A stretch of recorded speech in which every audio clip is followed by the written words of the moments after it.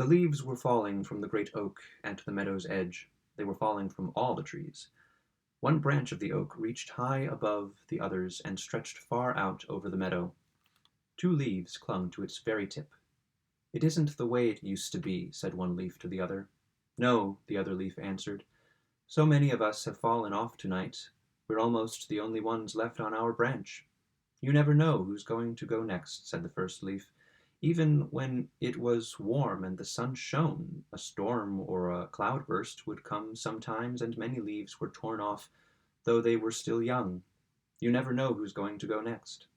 "The sun seldom shines now," sighed the second leaf, "and when it does it gives no warmth. We must have warmth again." "Can it be true," said the first leaf, "can it really be true that others come to take our places when we're gone, and after them still others, and more and more?" "It is really true," whispered the second leaf. "We can't even begin to imagine it. It's beyond our powers." "It makes me very sad," added the first leaf. They were silent a while. When the first leaf said quietly to herself, "Why must we fall?" the second leaf asked, "What happens to us when we have fallen?" "We sink down. What is under us?" The first leaf answered, "I don't know. Some say one thing, some another, but nobody knows."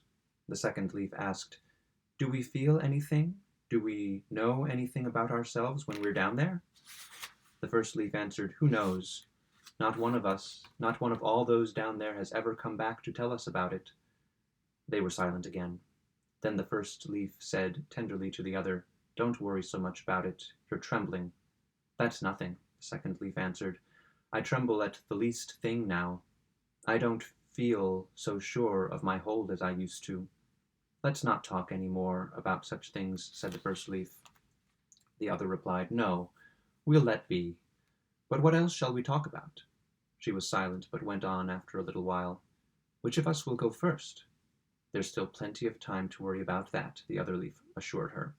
"Let's remember how beautiful it was, how wonderful, when the sun came out and shone so warmly that we thought we'd burst with life. Do you remember? And the morning dew, and the mild and splendid nights." "Now the nights are dreadful," the second leaf complained, "and there is no end to them." "We shouldn't complain," said the first leaf, gently. "We've outlived many, many others." "Have I changed much?" asked the second leaf, shyly but determinedly. "Not in the least," the first leaf assured her. "You only think so because I've got to be so yellow and ugly. But it's different in your case."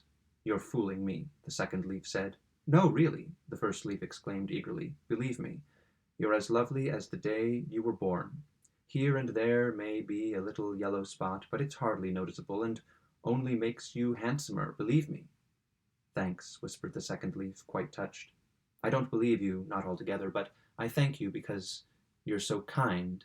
You've always been so kind to me. I'm just beginning to understand how kind you are." "Hush," said the other leaf, and kept silent herself, for she was too troubled to talk any more. Then they were both silent. Hours passed. A moist wind blew, cold and hostile, through the treetops. "Ah, now," said the second leaf, "I—" Then her voice broke off. She was torn from her place and spun down. Winter had come.